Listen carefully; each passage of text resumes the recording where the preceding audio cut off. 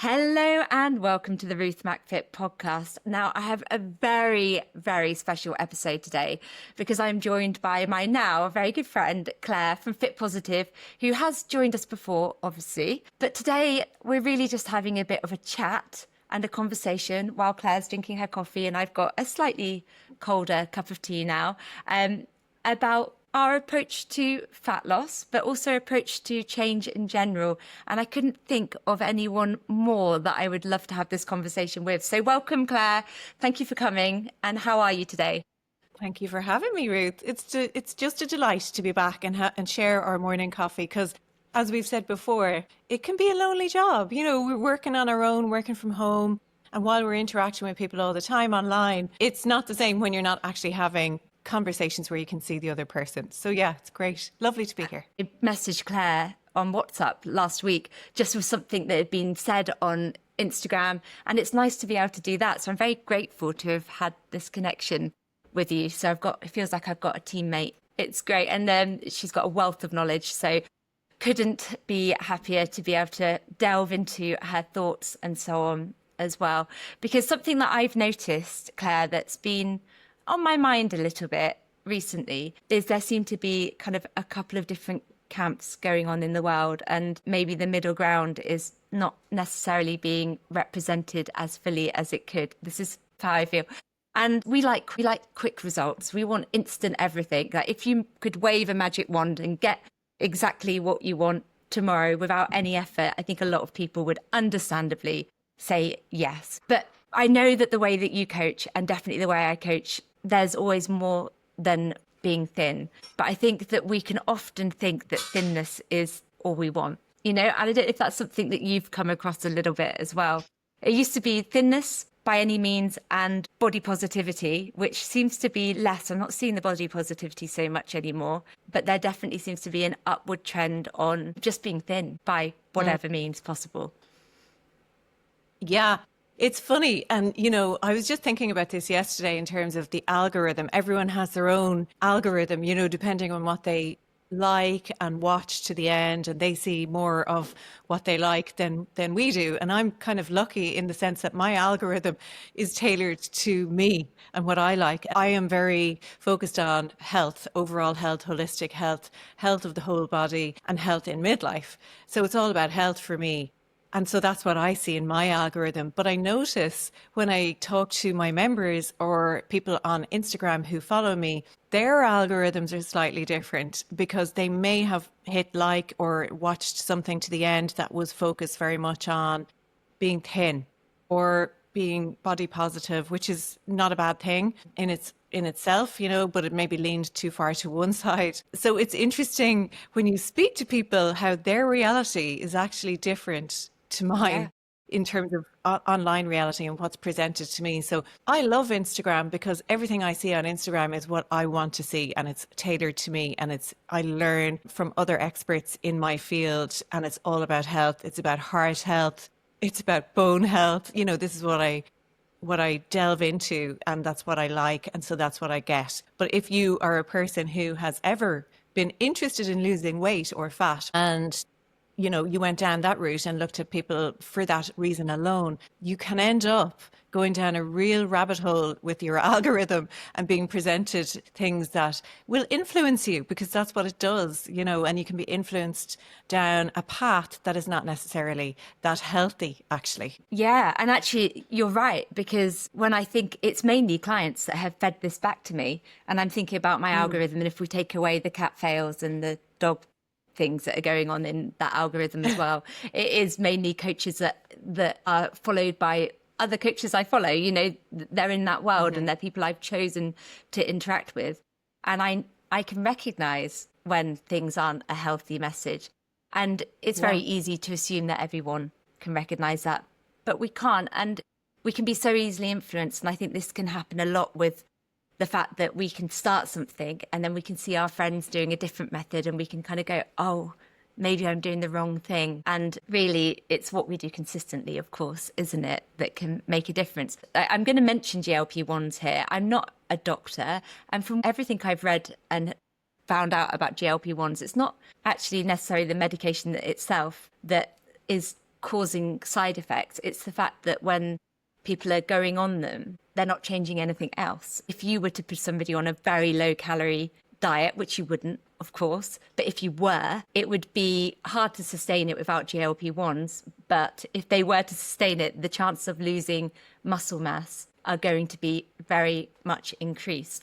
And then that's where eating enough protein and doing some form of resistance training is so important. And so I think that the reason maybe that we're seeing thinness coming in is because there are a lot of people, understandably, on GLP-1s who maybe aren't being given the guidance that they need to do it in a way where actually, if they want to feel their best, they are going to look at other areas as well. It isn't going to just be about thin, but it's not always easy. Change can be hard to begin with, can't it?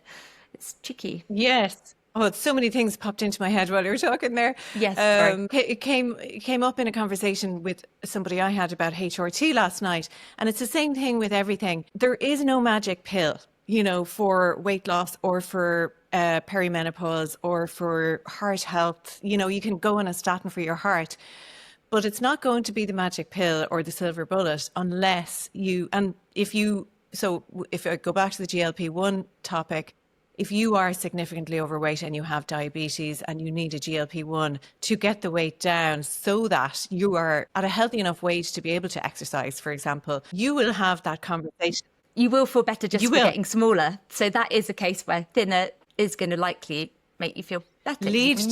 But you'll do it in consultation with a doctor, because it'll be the doctor who will have guided you down the path of the GLP-1, and they are educated to advise people to, and maybe they will even hook you up with personal trainers and people who will educate you on nutrition so that you are actually getting the nutrients that your body needs. Because that's one of the side effects, is that people don't get the nutrients because they're not hungry. And like old people, they lose their hunger, and it's really hard to get them to actually eat the nutrients they need in order to stay strong. Like, for example, protein and fiber and the usual things. But if you're an overweight person, significantly overweight or in the obese category, you'll be doing this under the guidance of a doctor. And they'll advise you that you do need to take the diet and lifestyle interventions as well. It all needs to be done in a comprehensive, holistic way. But if you are somebody who is just focused on losing a few pounds and you're taking a GLP-1, maybe, I don't know where you're getting it, or maybe it's not under the guidance of a GP, then those people are the ones I would worry about the most, because they're just doing it in isolation, and that can have negative effects, you know. So it's never black and white. Just like the conversations around, I don't even want to get into this, but Joe Wicks there's been a huge thing about Joe Wicks. Is it? I've really tried to stay out of the debate on this because there's so much noise online about it, but it is the same thing. Nothing is black or white. It's just not black or white. And the same thing comes in when we're talking about weight loss or fat loss. It's never going to be just one thing. You have to take your whole body into consideration, you know, and your whole health and all the aspects of health. That's why when I trained to be a health coach before I trained to be a personal trainer. And that course that I did was focused on holistic health, which is basically just treating the whole person. And that's what we are. We're a complete individual. We're not, you know, an individual system working in isolation and another individual system over here. It's a, you know, set of systems that all work together. Same thing with food. Food, you know, you can't treat just one nutrient on its own. They all work together. It's much more nuanced and complex than people like to believe. And also social media promotes this black or white view of the world. Do this, not that. You know, this is bad, Extremes. This is good. Yeah, extremes. And that's really leading us down a very negative path, I think, you know. I said to you, not on your podcast, but just afterwards, I was saying that sometimes I feel like it's the diet industry over the past and actually still now that has led to people being more in that all or nothing mentality. And I believe that Joe Wicks means well. I do believe that it comes from a good place. But unfortunately, that sort of messaging is exactly what leads people to being all or nothing, because they'll go, right, that's it. I'm cutting out all ultra-processed food. I can't eat any, blah, blah, and they demonize it. And this is shown to have a negative effect with our relationship with food, but also to have that scarcity mindset around certain foods that they feel like the forbidden fruit. And then when we do eat them, we tend to overeat them. And it's much better to try and find a way of, well, I wouldn't even say thinking about including them or not including them. I'd focus on your meals and your fuel first, making sure you're adding in what you need, and then look at the others as less often, but make it enjoyable, you know? So having a protein bar, if you're having all of the other nutrients in the day, is not going to be the problem. If you're living on those things and not having any of the other nutrients, then yeah, there is a problem. But good, bad food, you know, it's that they miss the nuance. That's yes, 100%. And the science, because, you know, the nutritional science will tell you that there are safe thresholds, which are very high for these nutrients that he is demonizing. And as long as you take an 80-20 approach, for example, you know, you could go into the shop and say 80% of what I buy is going to be whole foods and 20% of it might be processed or ultra processed. If you are only consuming 20% of your diet is ultra processed or processed, then you're going to be within those thresholds and you're going to be fine. And you don't need to worry about, you know, removing or eliminating altogether particular foods or food groups, which can result in this restrict binge cycle anyway. And I see it with kids, you know, it's a similar kind of mindset, I suppose, with kids. If we say, my kids are not allowed to have sweets, then those kids who are not allowed to have sweets at all, they're the ones when they come to a birthday party, they have a complete binge fest on all the treats because they don't have a neutral view of treats.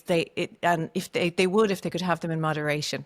So moderation is the key, I think, for all of these things. And I come from a place where I was that person who I had a fear of all of the foods that I had listed as bad. And that list was very long because I was vegan at the time.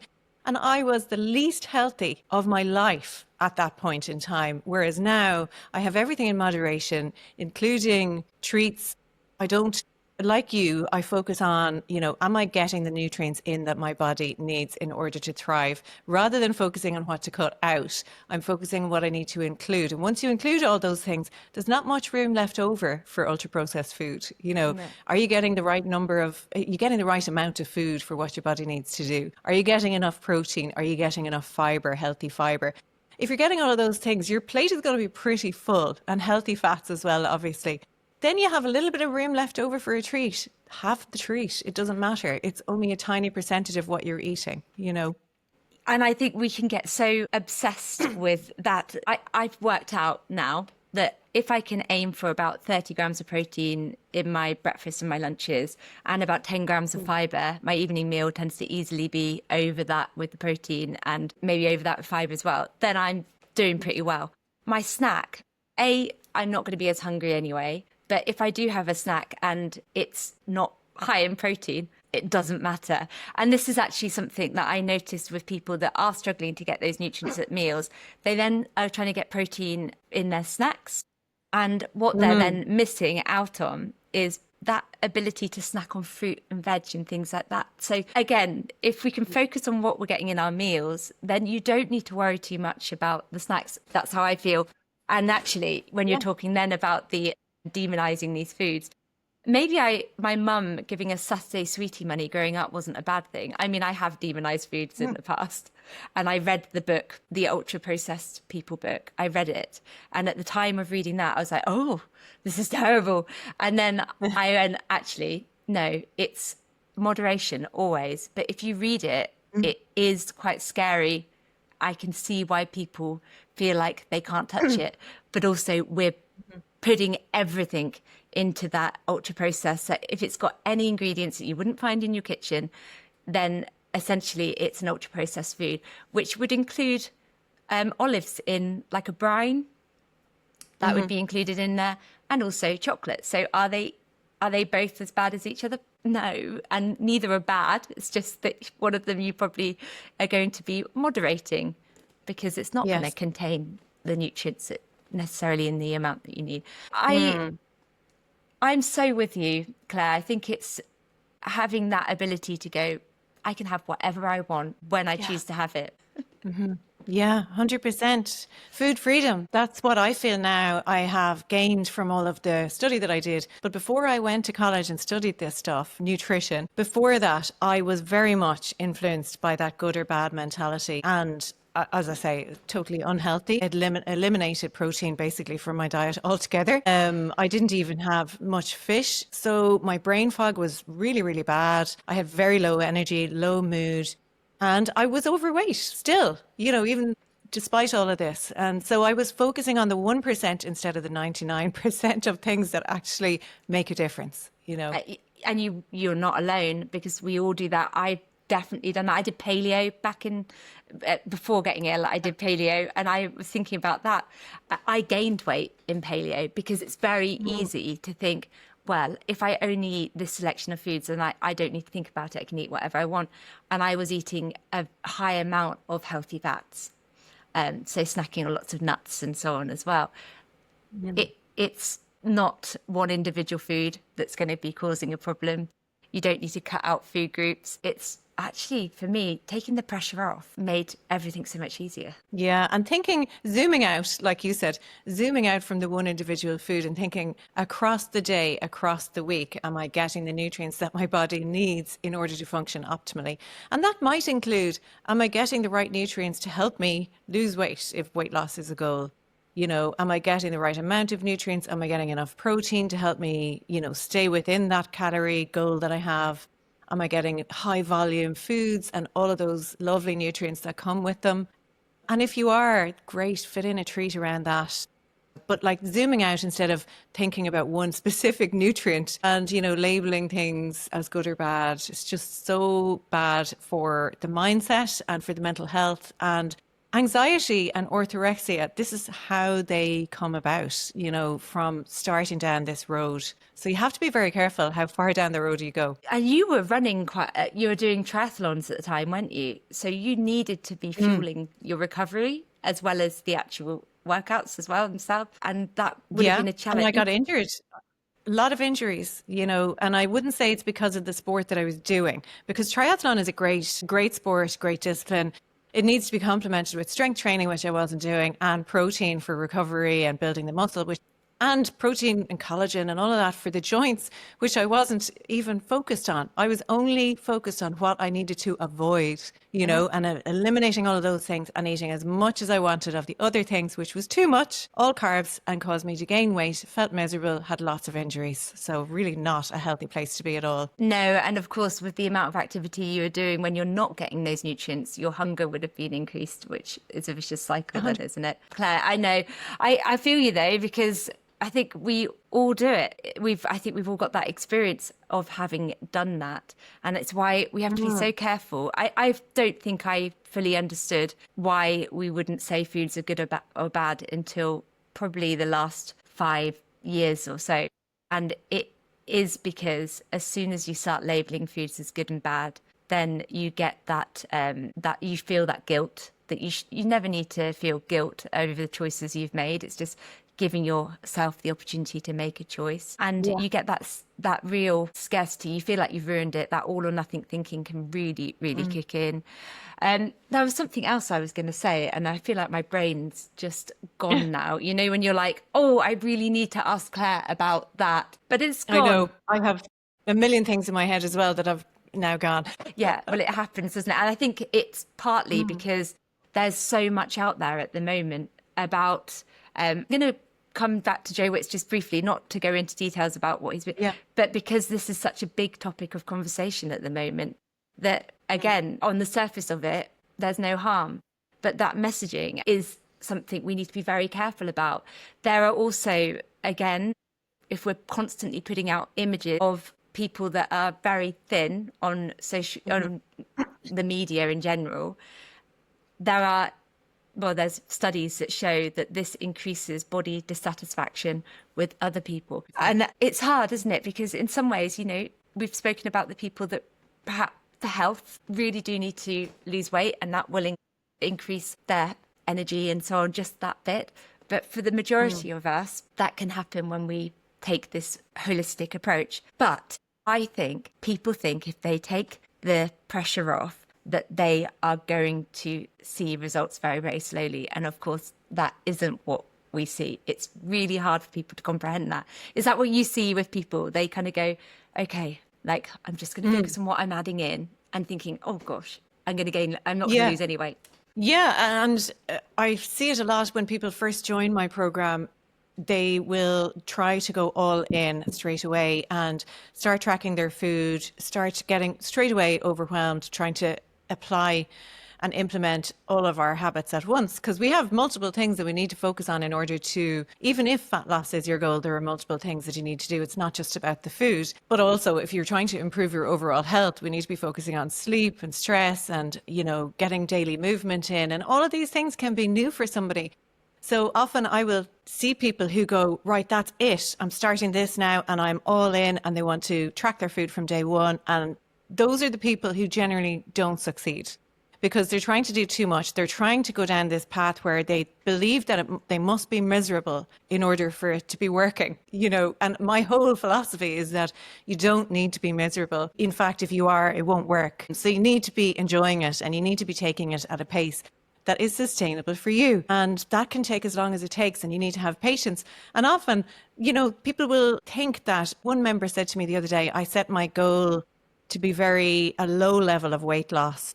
She does have a weight loss goal, so she's focused on this. Not everybody is, but she is focused on weight loss. And she said, I set my goal really low because I want to take it slow and steady, and my goal is to lose 1 pound a week.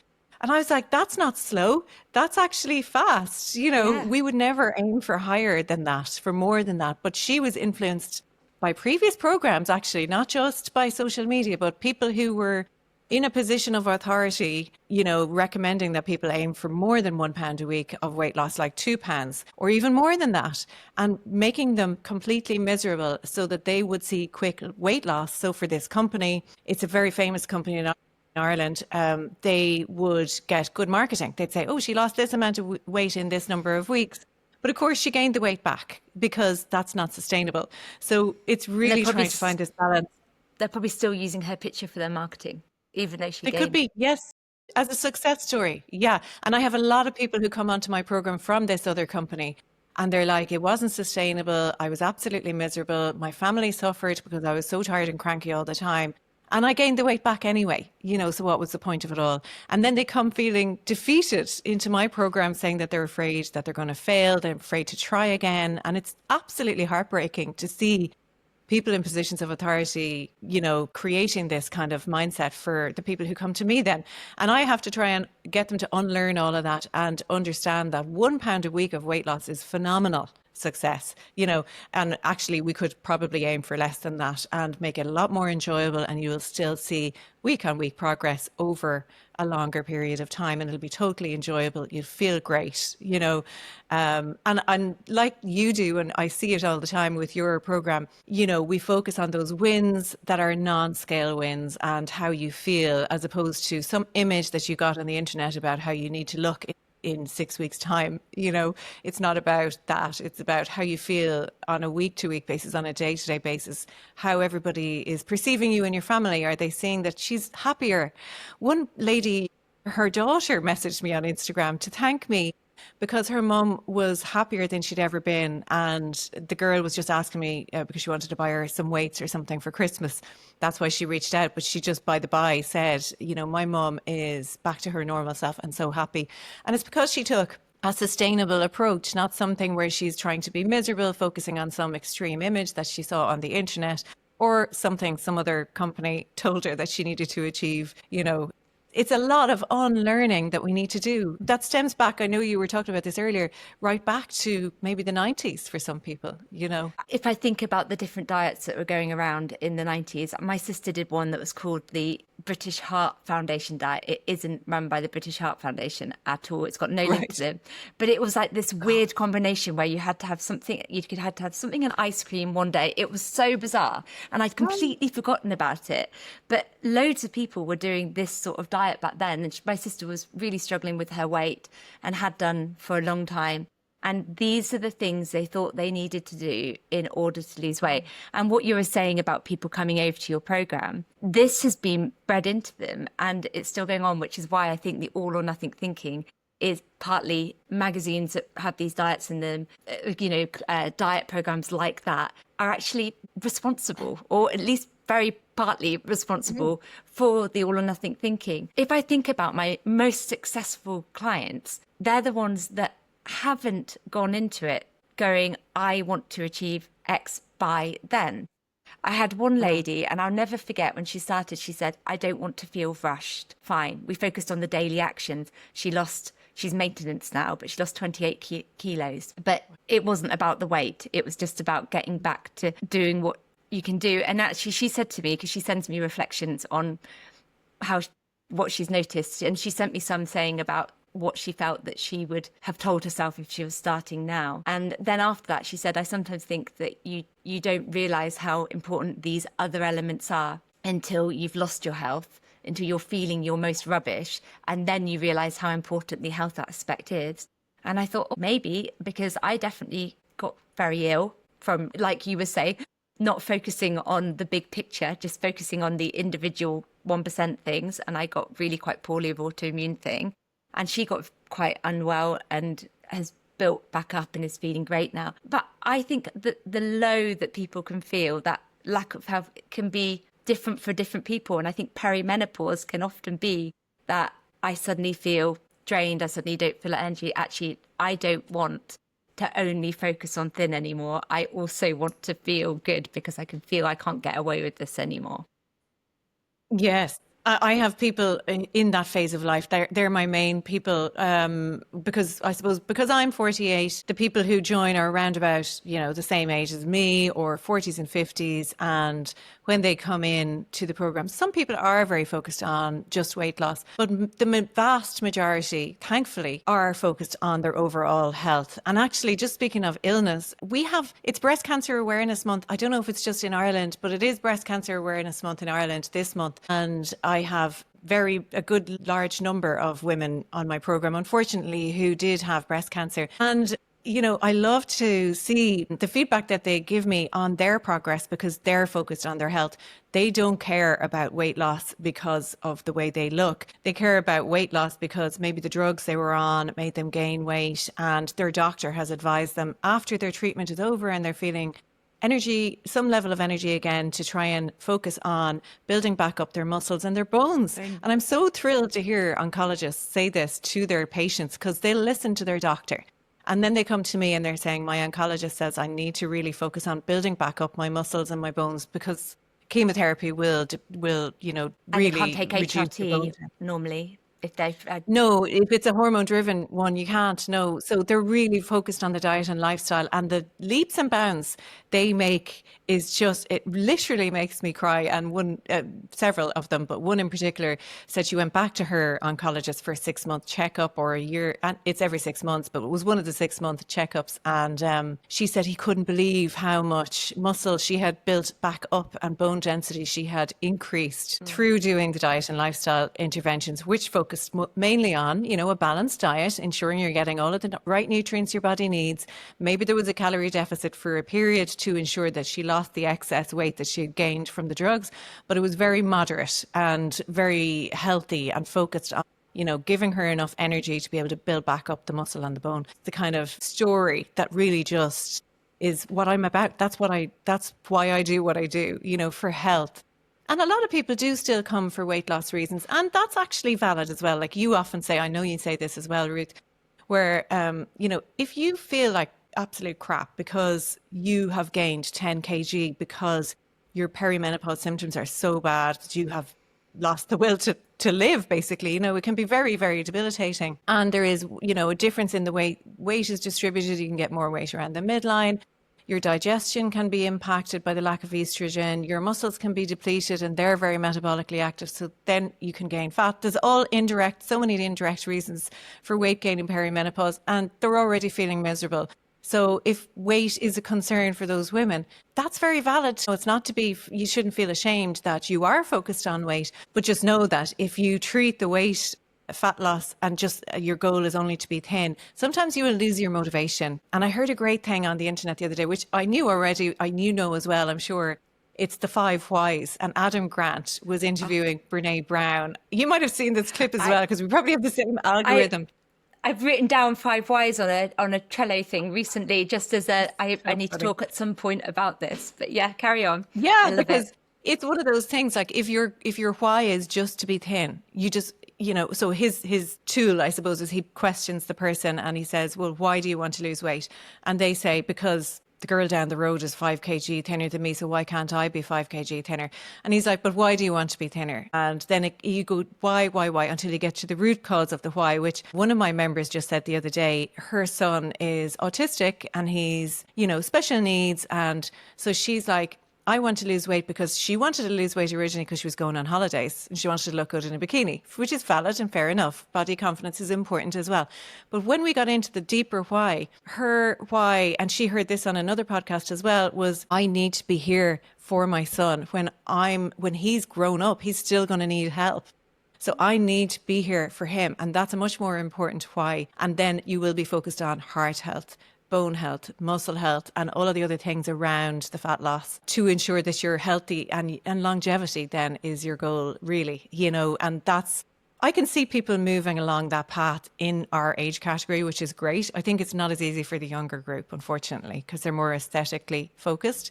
But yeah, interesting. The 5 whys, I would try it in all areas as well, because I sometimes think that we can be upset with our children about something, or they're doing something and you're thinking it's just niggling, and if you almost go, but why is that upsetting me, and you carry on again, you can sometimes find out it's more of a you problem. Like it's something that is working for you. So try it in all areas. The other thing I want to say about what you've just been chatting about there, Claire, is I do think that those women, particularly perimenopausal women, because I've had several in the past that have come to me feeling like they aren't able to lose weight in the way that they used to, and therefore they need to just accept that this is the way it is now, but they don't want to accept. So this is where they are caught between that. I don't want to go on another diet that's like another quick fix, because that just feels too stressful. I'm not there now. Equally, I don't want to just accept that this is it. This is how it is. I'm not ready for it's all well and good saying body positivity. If you don't feel positive about it, then you can't fake it. And that is where it's actually going, actually, no, you don't need to do that crazy magic quick fix that's going to feel horrible.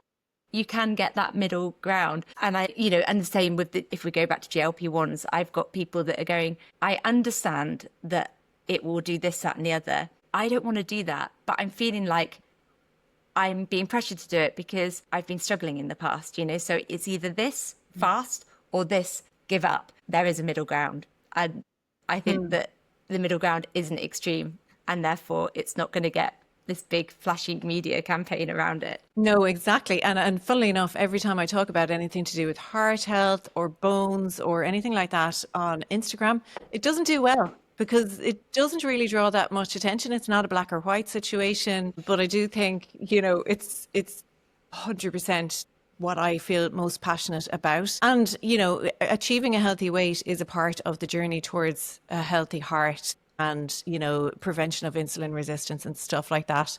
But if you talk about those nuanced topics in the way they are, which is nuanced, you don't get many eyes. So people are influenced by the black and white thinking, which is unfortunate. Yeah, I definitely see the same. And I spoke, so Claire has a large Instagram following, and we were speaking at the end of her podcast when it wasn't recording, saying exactly that. There's some messages that I feel so passionate about, and I'll put them out on social media, and it's like, what's it called? The lead balloon.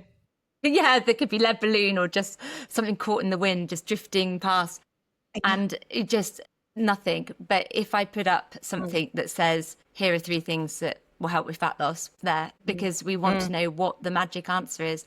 And the magic answer is that I think that change feels easier when it feels good. And trying to find a way of making it feel good is important. And we're actually reading a book, first ever time we've done a book challenge in our members area. I thought we'd just do a different type of challenge for October. People could opt into it. And we're reading The Gap in the Game, which isn't a particularly long book. But it goes back to when we're setting the goals. It's very easy to say, I want to be 10 kilograms lighter. But if you're constantly saying that goal in the future is where I want to be, then you can lose track of all the changes and the positive things that are happening now. So what they're saying in the book is always measure backwards. And I had a client who was reflecting, they've just started. I've actually just read it for the second time, so I'd say it. And she said her quote from her about the book was, I've taken away that you can be 100% committed and simultaneously not need it. Being here isn't driven by an unhealthy beat yourself up all the time need, but a healthy I want to and I get to. And that is quite hard sometimes for people to understand, is that taking off the pressure doesn't mean you're giving up. It just means that you're understanding that in your life there is more going on and there always will be. This doesn't need to be the all and everything. When we go on these extreme diets, it becomes all and everything for a short period of time. But if you want it to be sustainable, you need to understand that there needs to be fluctuations and adaptations and so on. I know you're big on that. But when we give out those targets, it can be, I understand why people go all in, but it's letting them know that those are optimal. They're what you aim for. And it's you inch towards them and you meander towards your longer term goal. It's not a straight line, you know. And I was thinking as you were talking there as well, is that, you know, people they want the magic fix or the magic pill. And they don't necessarily want to believe that it's the boring stuff day after day, like getting up just a little bit earlier than usual and maybe doing a workout or maybe going for a walk, drinking your water. You know, these things are so boring and not exciting, and it's not a magic pill, but they are, unfortunately, they have to be done. And sometimes, you know, we're taking pressure off, you know, being miserable and all of that. But at the same time, we need to also, you know, push ourselves to do the boring stuff that we don't always feel like doing, because it does work. You just don't see immediate results. Like, well, you do, because you feel better. Like I did a sprint session this morning on the treadmill, which I did not want to get up and do. And it only took 20 minutes, but I felt like a new person afterwards, you know. So you do feel the benefits immediately, but in terms of weight and stuff, that can be a little bit longer. And you need to have a bit more patience and just keep putting one foot in front of the other and doing those boring things, because they do work. They just do, you know. People don't believe it, but they really do. But it's the same with building muscle takes time. But this is why it's so important to just notice that it's making you feel better, because it often is. And so we think we're not getting results, but we are actually feeling better. Our energy has improved. Digestion might feel better. One of the best things about strength training, you know, people talk about the metabolic advantages, but it's more than the fact that, because it's not actually that much in the way of calories that you burn from having more muscle. No. What it is, and I know people love to say that you burn more calories. It's not that. It's the fact that when you're feeling stronger, you actually want to move more. You do naturally just want to move. So there's this ripple effect that's happening in that you're actually wanting to move and use those muscles.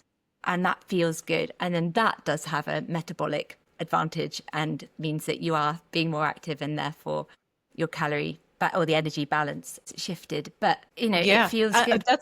Sorry to interrupt. I was going to say that reminds me of the thing that I always do myself, which I recommend my members do as well, which is front loading your day with your healthy habit, because you do get that follow-on effect from it then. Like a lot of people do a workout first thing, and because they feel so good, then they'll go for a walk, then they're moving and they keep moving. If I start a day like today on a Thursday, we don't have a live class. If I started today just sitting at my computer without doing that sprint session, I would stay at the computer for the whole day and I would not get any steps in. But if I just start the day with some movement, whatever it is, that's it. I've kicked it off and I keep moving for the rest of the day. I don't know if this is just me and a dopamine thing, but if I don't start the day with movement, the day doesn't involve movement. I have to do it from the start. Well, it's not just you. I'm the same. But my husband actually said to me, I went for a run on Tuesday morning and I decided to go earlier than perhaps I normally would. And my husband said, I think I like it when you go for a run first thing as well, because my mood is better. Because you come back and, you know, not everyone's going to want to run. That's fine, you know, but even walk or doing any form, 5 minutes of just moving in your kitchen, just not just sitting straight down, can make a difference.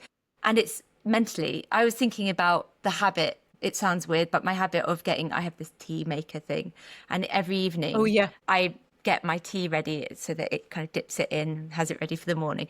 And it seems a bit weird, but I was thinking, why is that so important to me to do and makes a difference? And I think partly is it just gets me thinking about tomorrow. So I'm doing that one thing to help it. I'm setting myself up for the morning, and I'm already thinking about what else I might have to do, feeling a little bit more organized. And then when I wake up in the morning, obviously that helps. But I think win the day is definitely something that happens, but often it can happen the night before, and that goes down to how much sleep you're getting, whether you're going to snooze that alarm or not, or whether you're feeling calm and in control as you go into that morning. And just doing one thing. Because yes, the night before, one of the boring things that people don't want to do is go to bed earlier, and that's often a reason I've just had a conversation with somebody about this yesterday, where she was really struggling. Her whole day was really good. She was having really balanced meals, a nice healthy snack, and getting her steps in, doing 2 workouts a week instead of 3, which is perfect. But she was snacking late at night. And I always think, well, why are you up late at night? You need to go to bed earlier, and it's such a simple hack for, just avoiding the whole issue. Just go to bed a little bit earlier. But people don't want to do that. And that is one of the boring things, which I actually love, going to bed early. But a lot of people cherish that little bit of time on the couch watching Netflix at night, which is understandable. But if it leads to late night snacking, not being able to get up the next morning, and your whole day is thrown off, is it really worth it? And that's one of those things where you don't necessarily want to go to bed earlier, but you kind of have to, if you're going to try and set yourself up for success. It's harder to begin with, but the more you notice how much better you're feeling for it, the easier it gets.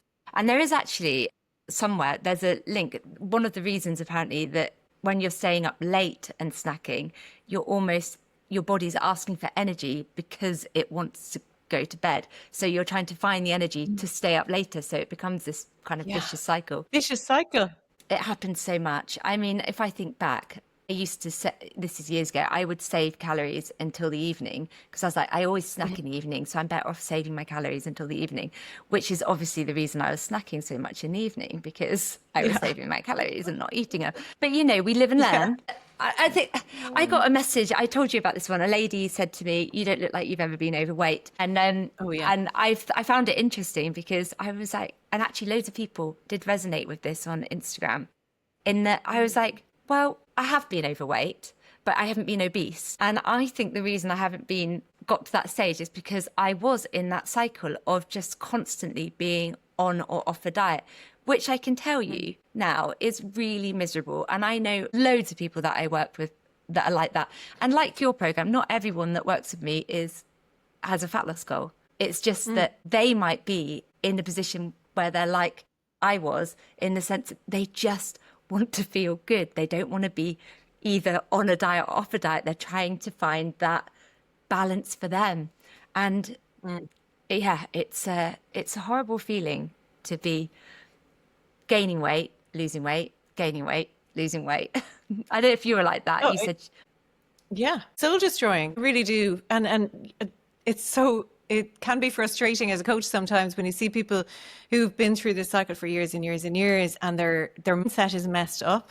So, because of so many, where I just did a podcast about this week, where they feel like a failure, and really it was the system, that failed them. It wasn't them usually that failed. It was like these terrible programs that are out there, or societal demands or expectations that they should look a certain way, or be there and energized and available to everyone who needs them, which is very common, obviously, for women, especially at this stage of life. And they come to me going, I really don't have, I don't have the belief in myself that I'm going to be able to do this. I'm worried I'm going to fail again. And it's soul destroying to see it. It's soul destroying to go through it. And it's frustrating for a coach, because it's frustrating, but also hopeful, because I know that the answer is so much simpler than they think, and it is just those simple basic things. And there's always something, like you said before, it's sometimes you're just creating awareness for a person about their own habits that they're so in the weeds that they don't see it. And it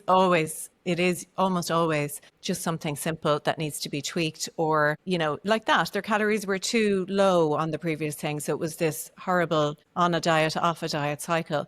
And if you just give them a better calorie goal that's more manageable and enjoyable, and add some movement in where they feel good at the end of a walk, and because they're moving, they can have more calories anyway. The whole thing becomes more enjoyable. And then they start to see little wins along the way. And that's where your book, The Gap and the Gain, comes in, because you're looking back on that period that you've just come through and celebrating your progress instead of focusing on the gap that still remains between where you are and where you need to go. Yeah. Yes. It's not easy to change that mindset, because you do feel like if you haven't succeeded in the past and you've lost that belief that you can do it again, then even just I think it's a saying in business, but what you pitch is what you get. If you're constantly telling yourself you can't achieve something, then you're almost manifesting that into being. So starting where you are, because if you say to a woman who's very, very busy and isn't very active at the moment, you have got to do 10,000 steps a day, 3 workouts a week. You're going to have to include protein, fiber at each all together. Like you said, people will go all in, but that's a lot. But if you can look at what you're doing right now as you are, and if that is help maintaining the weight that you're currently at, then we're looking to improve. So if you're currently averaging 4,000 steps, then you might be looking to just increase that, and you will feel better. So again, it's hard to know where to start. I had a message from a lovely lady who was worried that her steps were too low, and she was actually averaging 13,000 steps a week. But because it wasn't walking, all of it, she was there going, I don't know whether to focus on another walk or strength training sessions. And I was like, I mean, your steps, your general activity is fine, but it can feel, like you said, you're in amongst the weeds. You're going, I can't do it all. I can't fit any more into my day. So what do I do? Where do I focus on first? And maybe each area, but just in a smaller amount until you've got that established. And that's what'll keep you motivated. You just, once you start, I always say when people go off track and they're trying to get back on track, it's about doing like the James Clear book, what's the easiest, simplest, most rewarding version of the thing that I'm avoiding doing? What is it? Like if it's a walk and I just can't face going out in the rain, maybe I'm just going to walk down to my friend's house down the road, have a coffee and walk back and make it enjoyable.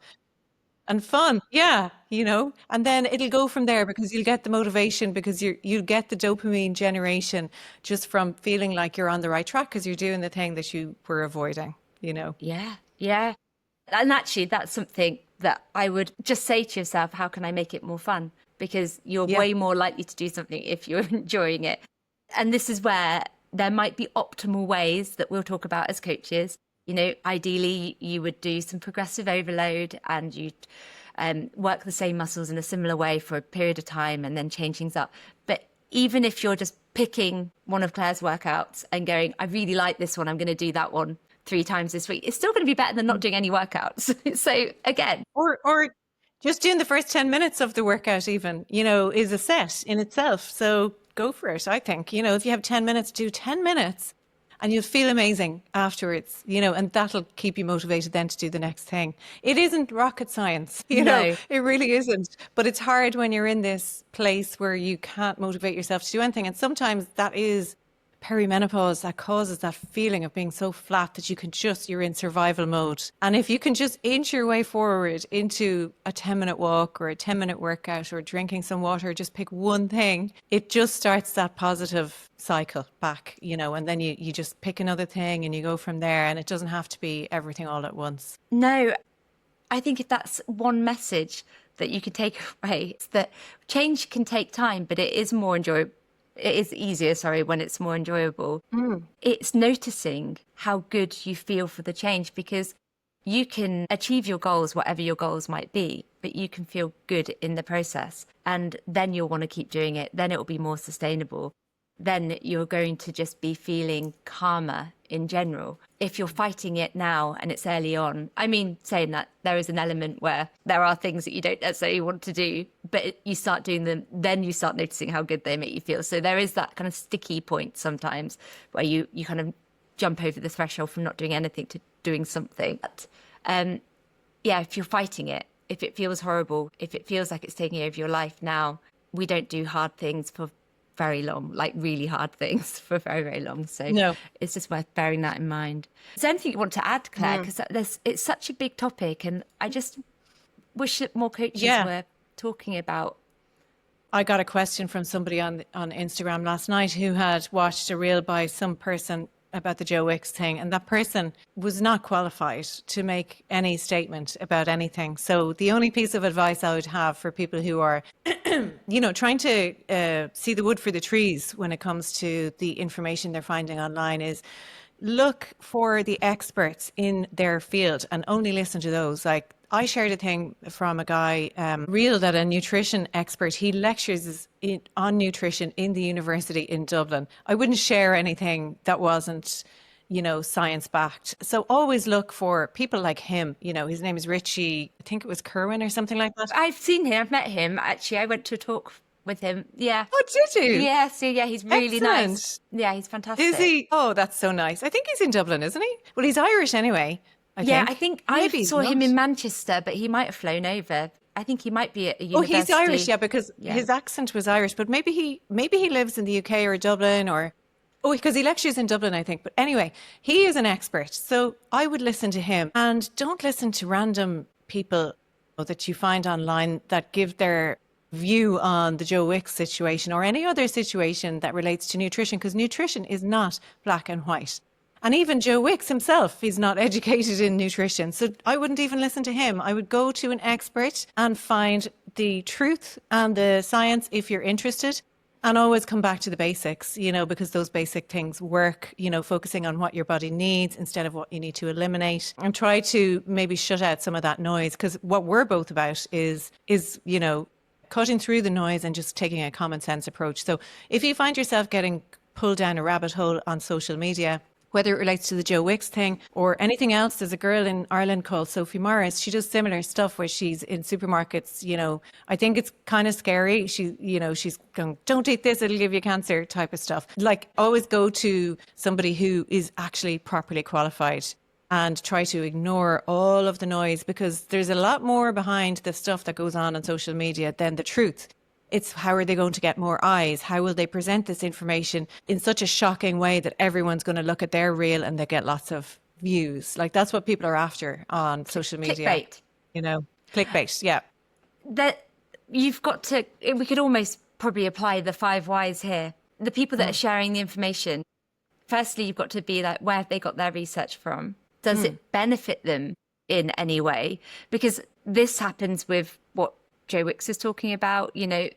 They're promoting the UPF or the cutting the UPFs out because it's that scaremongery thing, and at the same time it will be promoting something, TV show, whatever. But even with coaches that are chatting and being very anti something, I've seen anti-protein coaches that are talking about how it's bad for you, but they're actually promoting a different type of diet that they want people to go on.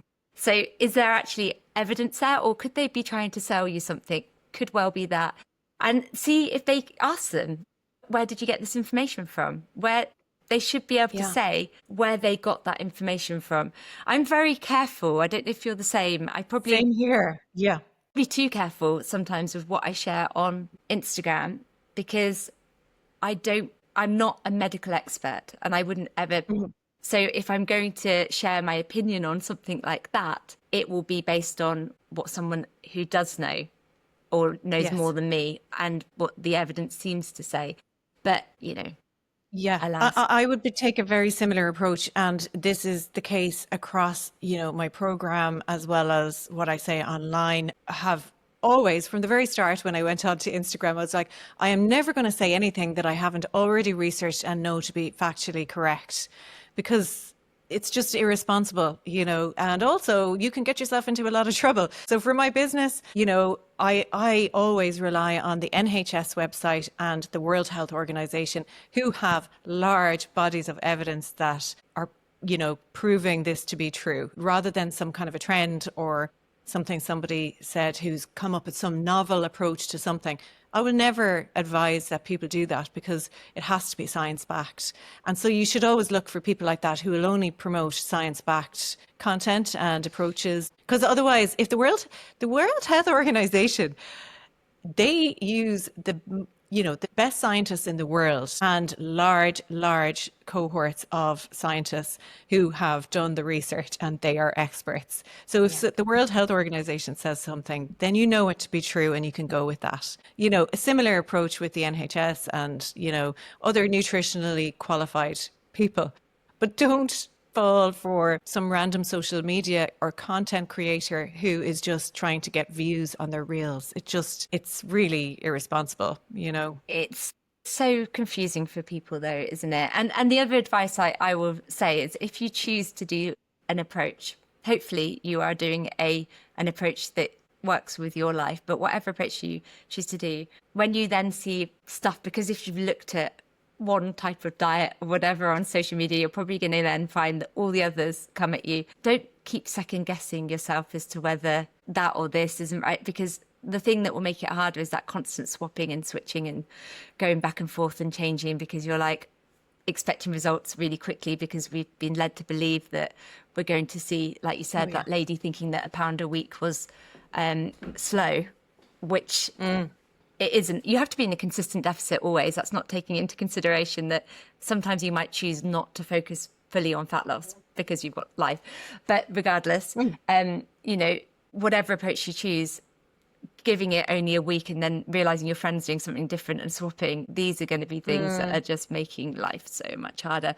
I just tried to look and see where Richie Kerwin is based, and it says he is at LJMU, Liverpool John Moores University. So he's Liverpool, which is probably why I saw him in Manchester, like north of England. But regardless, he is Irish though, and he's worth a follow because he is a PhD, clinical nutrition. There's another one, Joshua, a doctor, NHS, and he's a nutritionist as well, who is worth following. Dr. Joshua Walrich, who's fixing your relationship with food is his thing, and he's using science. Another website that's really good is examine.com. It's got more about the supplements and so on. But just if you're getting caught into the rabbit hole of social media telling you what you should and shouldn't be taking, then you can go on there or listen to Claire's podcast. My GP recommended examine.com actually to me. So, it's really and also good. if you are looking on social media, it is interesting because the people who are qualified they all have the same view on this, which means it must be correct. Look at the dietitians, look at the nutritional PhDs, people like that. Don't try to follow the advice of someone who's not qualified. That's my main piece of advice today. Yes, and I think sometimes we don't really want it. We're looking for the other answers, the one that suits our narrative better, because we don't really want to have to kind of go, actually, maybe I'm the problem. That's what I had to say to myself is, okay, maybe I can't fight this anymore. And it's actually looking at the things that make me feel better in general. Are you getting the basics right? I always say move the big rocks first. The big things are, are you moving daily? Are you getting your water? Are you getting enough food into your system? Is it 80% whole foods? Are you getting enough protein and fiber and healthy fats? Yes to all of those, then you don't need to worry about all those tiny things. Yes. Well, there you go. I mean, I could talk all day about this area, and I just would love it if people go away being like, actually, I'm not just about being thin. I'm going to ask myself those 5 whys and see why this really matters to me. And hopefully, I think by your 40s, you're done with trying everything and getting to that point of just diet fatigue, probably, that you maybe are more ready to focus on health in general. And then you will achieve the same results, of course, or better results anyway. But I just hope that more people are kind of believing that they can do it in a way that is going to work with their life. starting where they are today. Yes, 100%. And not feeling overwhelmed. Hopefully we've brought some common sense to the conversations that are out there around health and wellness and midlife in general. It was just really, really lovely to have you to talk to. So thank you for joining us. So Claire obviously is on Instagram, Fit Positive, isn't it? Fit Positive. .ie, yeah. .ie.